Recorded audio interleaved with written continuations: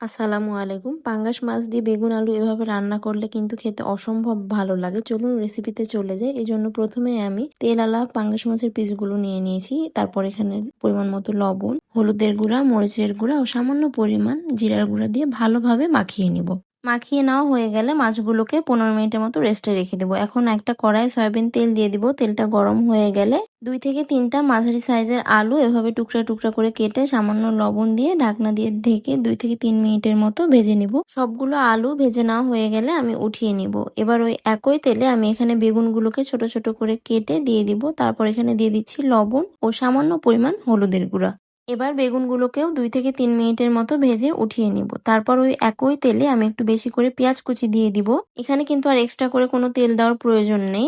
পেঁয়াজটা যেহেতু ভাজা যাচ্ছে না, যে কারণে আমি এখানে মাছের তেলগুলো দিয়ে দিয়েছি। মাছের তেলটা গলে কিন্তু পেঁয়াজটা ভালোভাবে ভাজা হয়ে যাবে। তারপর এখানে দিয়ে দিব হাফ চা চামচ আদা বাটা ও হাফ চা চামচ রসুন বাটা।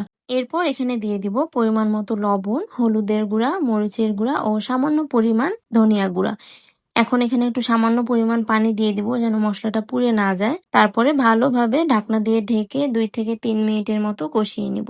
দেখতেই পাচ্ছেন মশলাটার উপরে কতটা তেল ছেড়ে দিয়েছে। মাছের তেল থেকে কিন্তু এতগুলা তেল বের হয়েছে। তারপর আমি আগে থেকে যে মাছগুলো মেরিনেট করে মাখিয়ে রেখেছিলাম সেই মাছগুলো এখানে দিয়ে ভালোভাবে কষিয়ে নিব।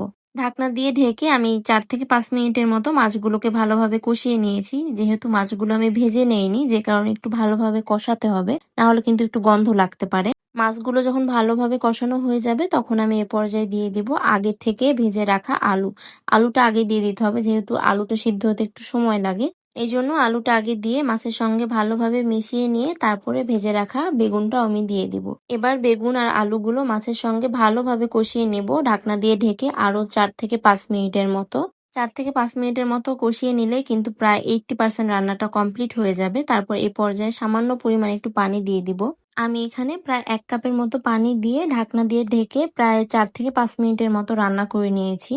এই তরকারি ঝোলটা কিন্তু পাতলা হবে না, একদম আঠা আঠা ঝোল হবে। আর উপরে এগুলো কিন্তু তেল ভাসছে, তেলটাই কিন্তু আবার ঝোল ভাববেন না। পাঙ্গাস মাছ থেকে এমনিতেই অনেক তেল বের হয়, তার উপরে এখানে যেহেতু তেলালা পিসগুলোই নিয়েছি, যে কারণে এখানে অনেক তেল বের হয়েছে। বাড়িতে কিন্তু একবার হলেও এভাবে ট্রাই করে দেখতে পারেন। আশা করছি অনেক ভালো লাগবে। আর এমন নতুন নতুন আরো ভিডিও পেতে চাইলে আমার পেজটাকে ফলো দিয়ে পাশেই থাকবেন।